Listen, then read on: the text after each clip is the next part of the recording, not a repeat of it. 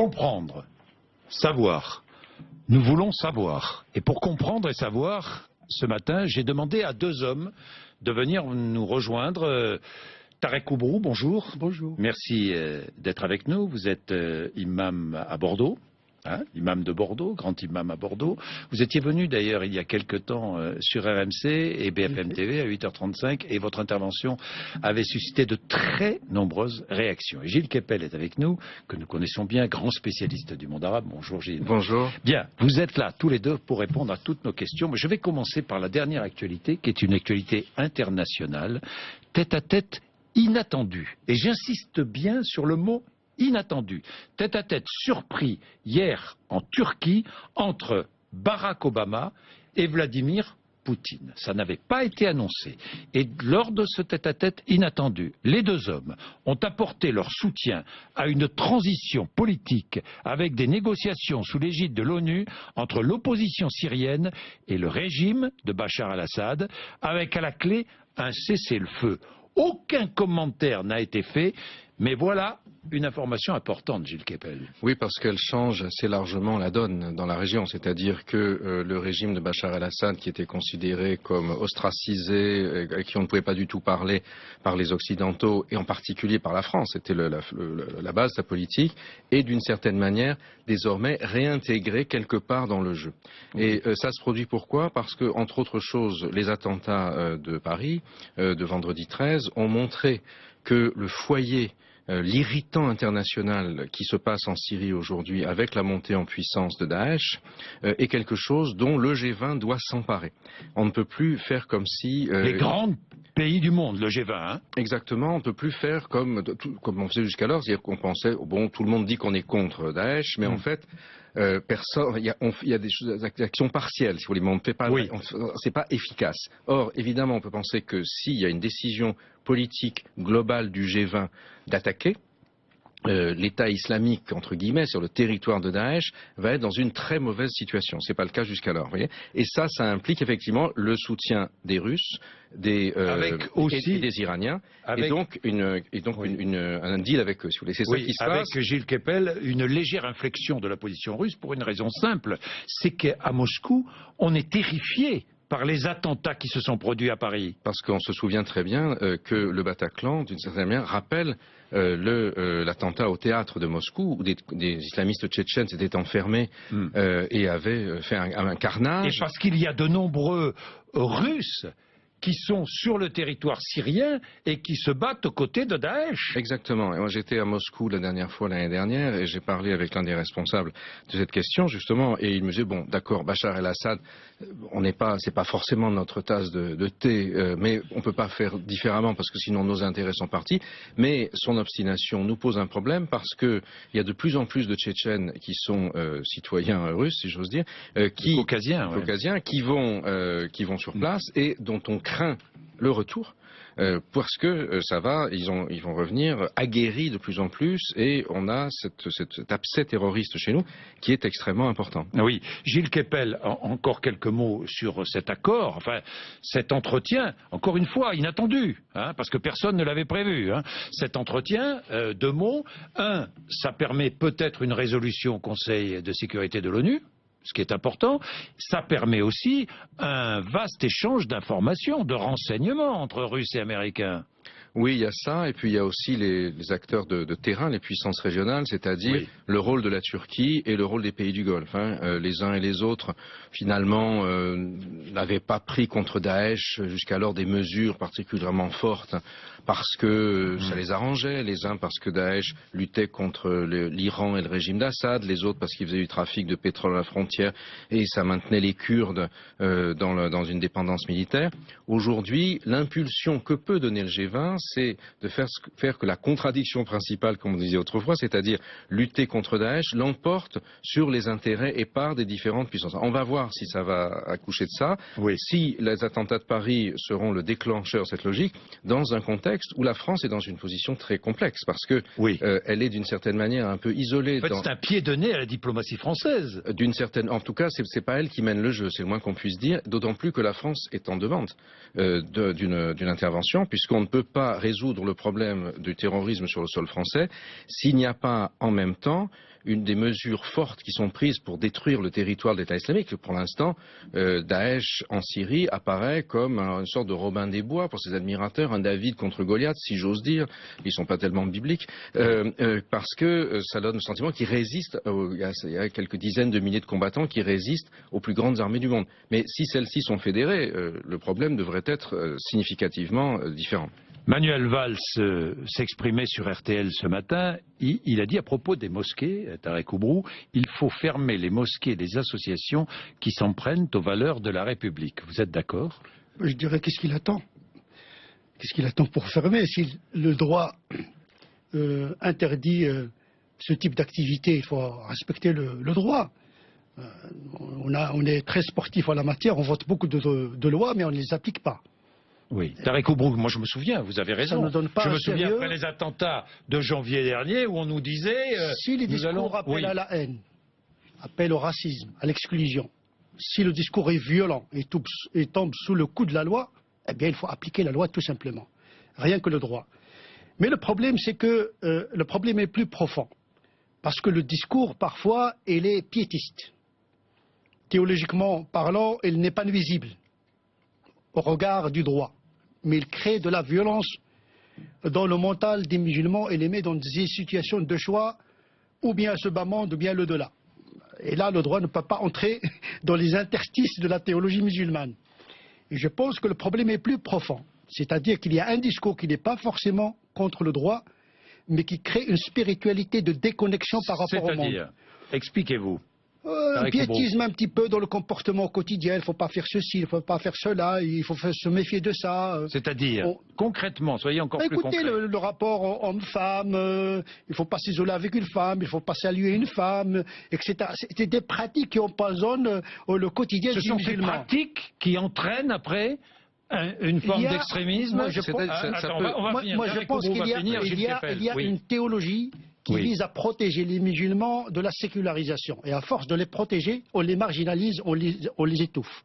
Et donc c'est plus grave que cela. C'est-à-dire qu'il faut revisiter tout le paradigme théologique parce que le droit canon et la théologie ont été forgés au Moyen-Âge.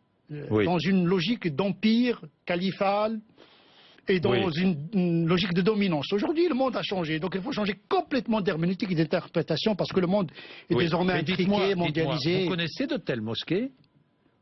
De telles associations qui s'en prennent aux valeurs de la République? Entrez dans YouTube, entrez dans les prêches des imams. Ce sont des mosquées électroniques aujourd'hui. Dans tout ça. C'est la transparence totale. Voilà. Ce qui est très frappant, c'est qu'on a changé d'époque, si vous voulez.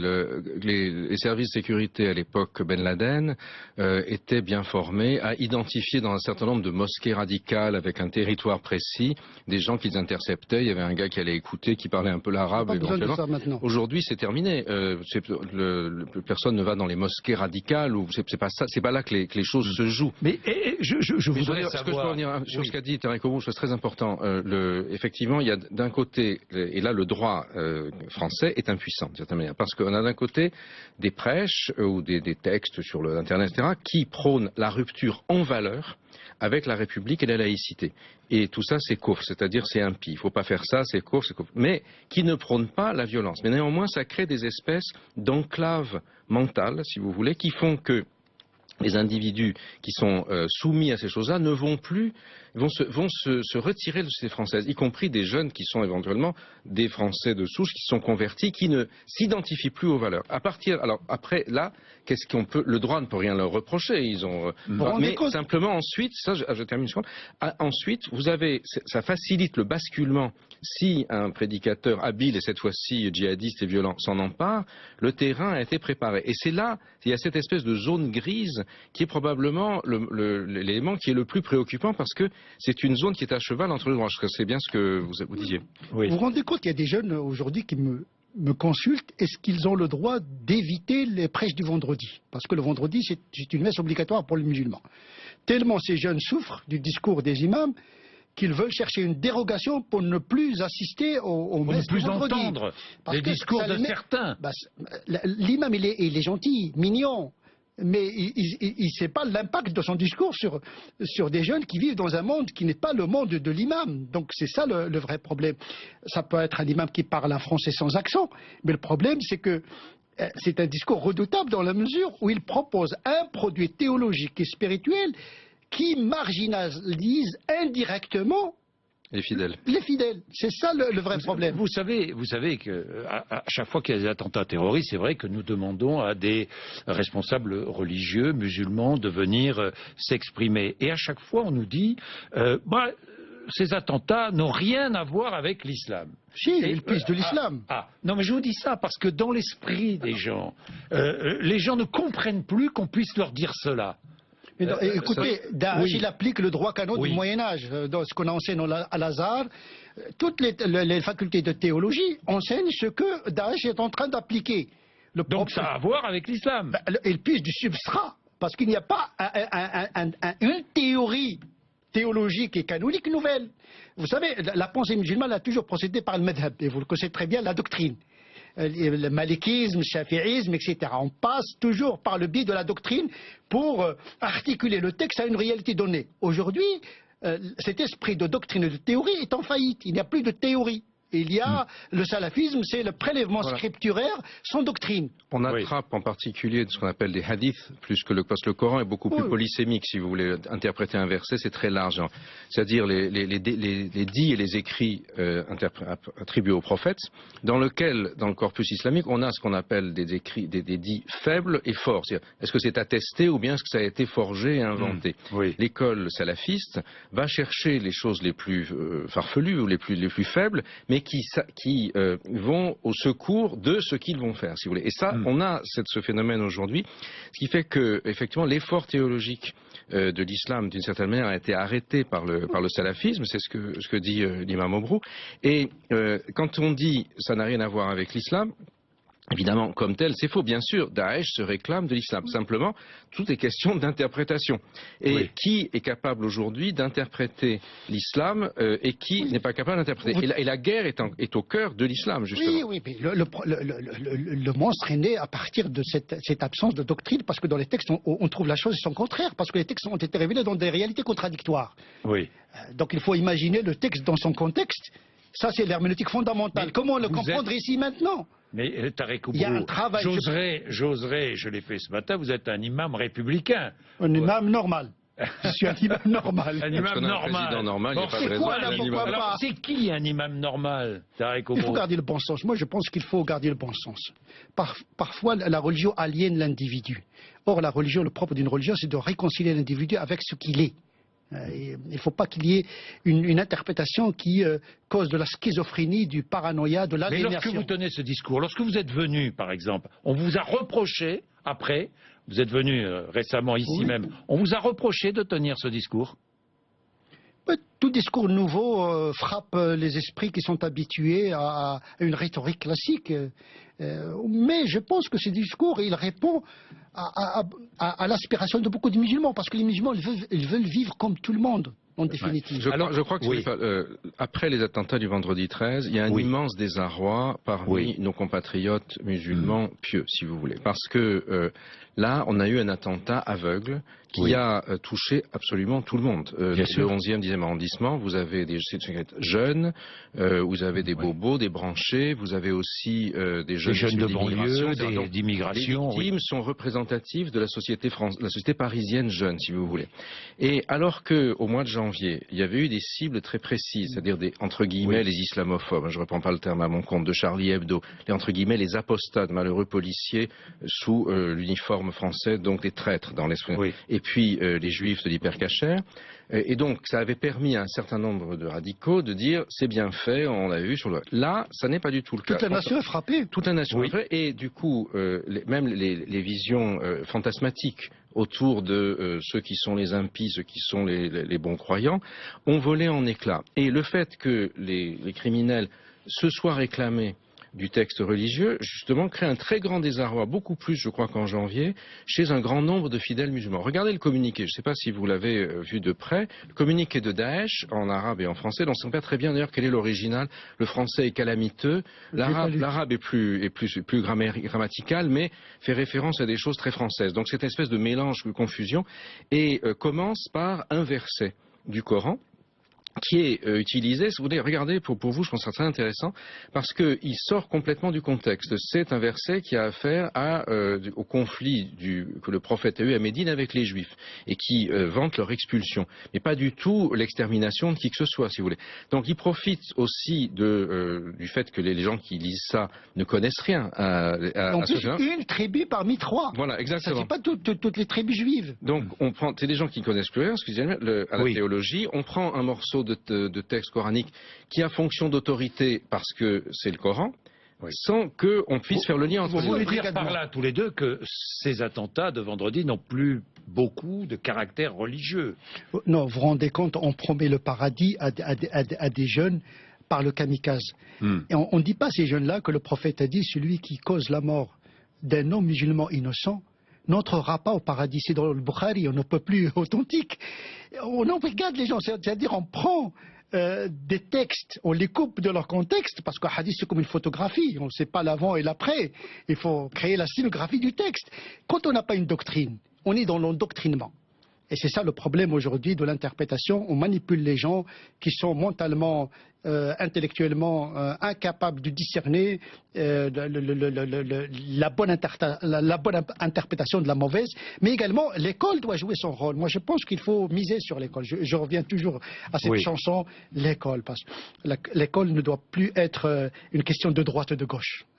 Il faut qu'il y ait un consensus, et ça ne doit même pas être l'affaire des enseignants. Je pense que l'intégration doit passer par l'intégration mentale.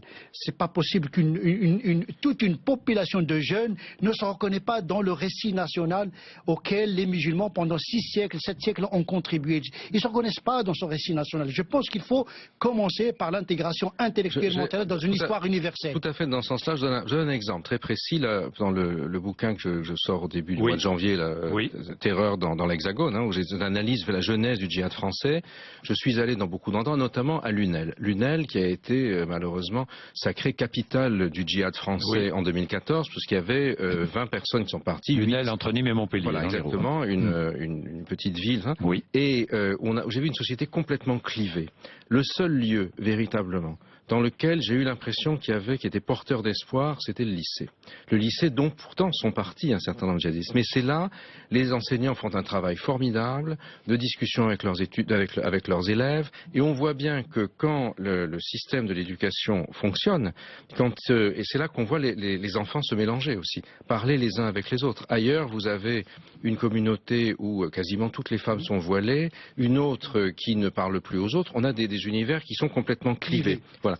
Alors que justement, l'école a une fonction de brassage à partir du moment où elle en a les moyens. Et moi, je pense, comme vous, que les enseignants aujourd'hui et la relation entre les enseignants, les parents et les élèves, c'est quelque chose d'absolument fondamental.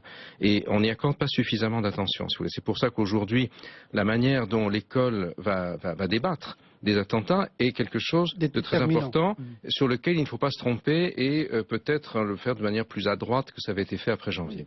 Parce qu'il y a une partie de jeunes qui n'ont pas cette culture de la minute du silence, la laïcité, la République. D'ailleurs, elles découvrent brutalement des valeurs. Après les attentats de janvier, certains sont allés jusqu'à se réjouir, on en parlait tout à l'heure, sur les réseaux sociaux notamment. Là, silence. Hein mais quand même l'ampleur est monstrueuse. Là, on est passé quand même... On est passé à un degré très élevé dans la barbarie, en nature et en ampleur. C'est la première fois que des kamikazes opèrent sur notre territoire. C'est une première, c'est choquant. Là, sur les kamikazes, Gilles Kepel. Oui, alors effectivement, on a changé de niveau, si vous voulez. Alors, il y a tout le débat en ce moment. Est-ce que c'est une guerre ou non, Manuel Valls fait la guerre, d'autres ne sont pas d'accord. Bon, je crois qu'en tout cas, le fait, alors, kamikaze, c'est pas vraiment ça. Kamikaze, c'est les aviateurs japonais, donc des gens qui se font exploser et qui veulent tuer le maximum de personnes autour d'eux. Ça, c'est le sentiment que est importé sur le territoire français une situation de guerre que nous avions l'habitude de voir ailleurs, c'est-à-dire au Liban, en Israël, en Palestine, en Irak. Donc, il y a situation à laquelle nous ne faisions pas très attention quand à Bagdad les attentats, par exemple, se succédaient. C'était là-bas. Or, en fait, il y a l'interpénétration entre l'Europe et ce territoire par le flux des djihadistes qui vont et qui repartent, par l'arrivée des réfugiés qui constitue un énorme problème. Il faut bien voir que c'est aussi un enjeu politique français. Ça ne vous a pas échappé. Il y a peu de consensus aujourd'hui puisqu'il y a les élections régionales qui arrivent dans 3 semaines et dans laquelle tout le monde s'attend à ce que le Front National fasse un tabac. Et le Front National, une partie de sa rhétorique, c'est il ne faut pas accueillir les réfugiés parce que dans les réfugiés, il y a des terroristes. S'il s'avère que le passeport syrien est authentique sur un kamikaze, évidemment, vous imaginez l'effet que ça... Bon, on n'en sait rien pour l'instant, l'enquête est en cours, mais je crois qu'il faut bien comprendre qu'il y a cet aller-retour qui se produit aujourd'hui. Je ne pense pas que ce soit la guerre à proprement parler, mais c'est des situations de guerre qui sont importées. Bien, messieurs, vous allez poursuivre cette discussion sur RMC après 9h. Vous allez répondre aux questions de tous les auditeurs d'RMC, Tarek Oubrou et Gilles Kepel. Il est 8h57. Vous êtes sur RMC et sur BFM TV.